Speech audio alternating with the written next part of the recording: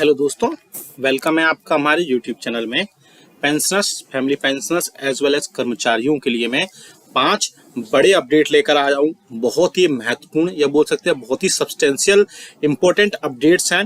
पहला बड़ा अपडेट है पेंशनर्स के 65 साल की एरियर्स 65 साल की एज में एडिशनल पेंशन अतिरिक्त पेंशन को लेकर के। साथ ही साथ उसमें मिनिस्ट्री ऑफ फाइनेंस का जो अपडेट आया है वो भी मैं बताने वाला हूँ। साथ ही साथ दूसरा बड़ा अपडेट आया है कि अभी आपको पता है कि ग्रेच्युटी लिमिट 25 लाख हो चुकी है। तो एक पेंशनर्स ने पूछा था कि किन किन पेंशनर्स को 25 लाख रुपए मिलेंगे, क्या है उसकी एलिजिबिलिटी, क्या है उसकी कंडीशन, वो भी हम जानेंगे। साथ ही साथ तीसरा जो बड़ा अपडेट होगा वो होगा आपका जुलाई 2024 से कितने प्रतिशत महंगाई भत्ता और महंगाई राहत पहुंचेगा, वो हम एक्सपेक्टेड इस वीडियो में देखेंगे। क्योंकि एक पेंशनर्स ने पूछा था कि जुलाई में जिस प्रकार से डीए और डीआर का महंगाई भत्ते का आंकड़े पहुंच रहे हैं तो डीए और डीआर कितना पहुंच सकता है। नेक्स्ट देखेंगे क्या आपकी वाइफ के अगर डेट ऑफ बर्थ में करेक्ट में प्रॉब्लम है तो या फिर डेट ऑफ बर्थ करेक्ट नहीं है तो करवा लीजिए।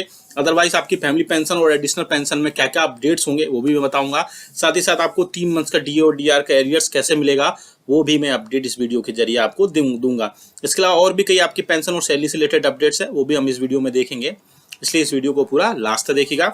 इससे पहले आपसे एक रिक्वेस्ट करना चाहूँगा, आप हमारे वीडियो पर पहली बार देख रहे हैं या फिर चैनल को फ्री में अभी तक आपने सब्सक्राइब नहीं किया है तो सब्सक्राइब के ब्लैक बटन को प्रेस करके चैनल को सब्सक्राइब जरूर करिएगा।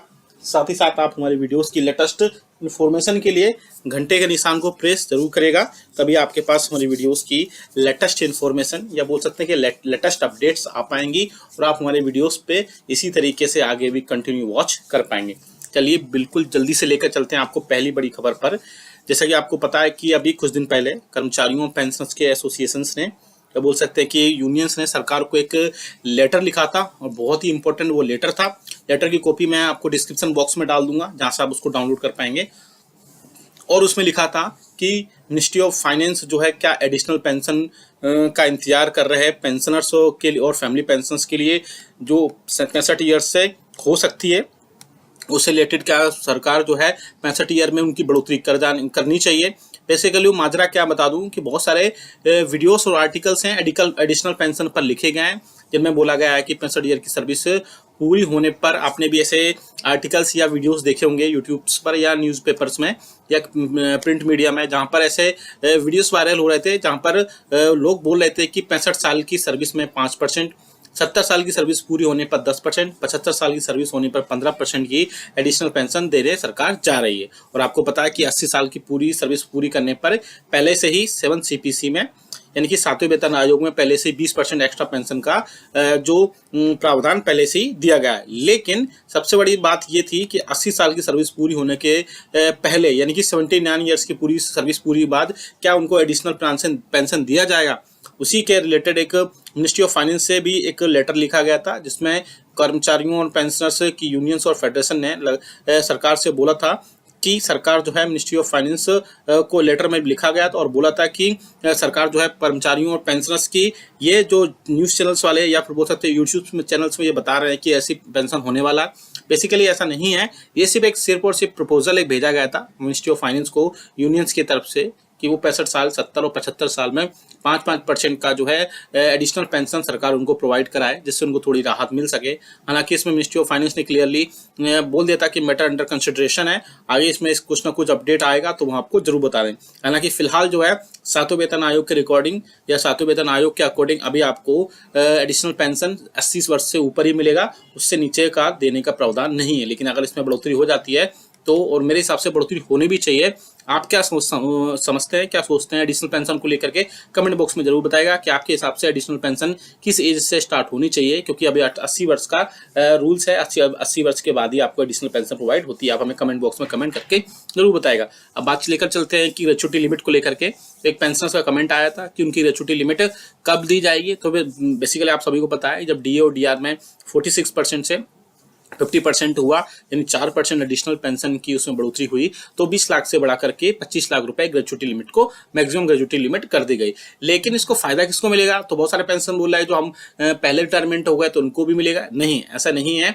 ऐसे पेंशनर जो 1 जनवरी 2024 के बाद रिटायरमेंट हुए हैं, यानी कि जब डीए का अनाउंसमेंट हुआ उसके बाद ही उन्हीं पेंशनर्स को सिर्फ ग्रेजुएटी लिमिट 5 लाख रुपए एक्स्ट्रा मिलेगी, यानी कि 25 लाख रुपए उनको मिलेगी। ऐसा नहीं है कि आप 2016 में, 15 में, इवन 23 में भी अगर आप, यानी आप 31 दिसंबर 2023 को भी रिटायरमेंट हुए हैं तो भी अब इसका फायदा नहीं मिलेगा। लेकिन अब अगर 1 जनवरी 2024 से इसको रिटायरमेंट हुए हैं तो आपको ग्रेजुएटी लिमिट जो 5 लाख रुपए एक्स्ट्रा हुई है उसका फायदा आपको देखने को मिलेगा। इसके अलावा एक और क्वेश्चन है, क्या वीआरएस वालों को भी मिलेगा? जी हाँ, बिल्कुल। ऐसे पेंशनर जो 1 तारीख के बाद इन्होंने वीआरएस लिया है, वॉलंटरी रिटायरमेंट सर्विस ली है, उनको भी ये प्रोवाइड कराई जाएगी, क्योंकि 1 तारीख के बाद भी अगर 2 तारीख को, 5 तारीख को, 10, 20 या कभी भी जनवरी में, फरवरी या मार्च में लिया है तो उनको इसका फायदा मिलेगा और ग्रेजुएटी लिमिट जो है 5 लाख रुपए एक्स्ट्रा उनको खातों में पहुंचाई जाएगी।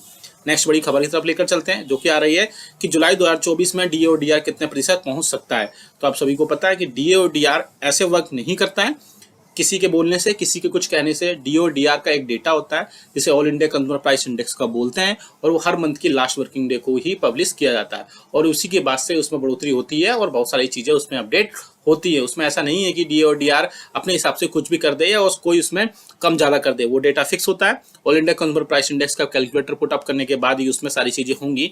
और जहाँ तक मुझे लगता है जिस हिसाब से डेटा बढ़ रहा है, जुलाई 2024 में महंगाई भत्ता और महंगाई राहत के बाद में उसमें काफी हद तक 54 से 55% तक जा सकता है, क्योंकि अब डिपेंड करेगा 3 मंथ का, जो 2 मंथ का आ चुका है, जनवरी, फरवरी का, और मार्च का अब आया है। तो मार्च के बाद में इसमें जैसे भी अपडेट होगा वो आपको बता देंगे, लेकिन मोस्ट प्रोबेबली चांसेस है कि 54% इसमें पहुंच जाएगा और 55 तक भी पहुंच सकता है, जो कि लास्ट जुलाई के या जून के जो डेटा आएगा उसके बेसिस पर पता चलेगा। नेक्स्ट है कि अगर आपकी वाइफ की पेंशनर्स हैं, आप अगर फैमिली पेंशनर्स हैं या फिर पेंशनर्स हैं, आपकी वाइफ की डेट ऑफ बर्थ करेक्ट नहीं है तो आपको पेंशन और फैमिली पेंशन में आपको दिक्कत हो सकती है आगे आने वाले टाइम पे।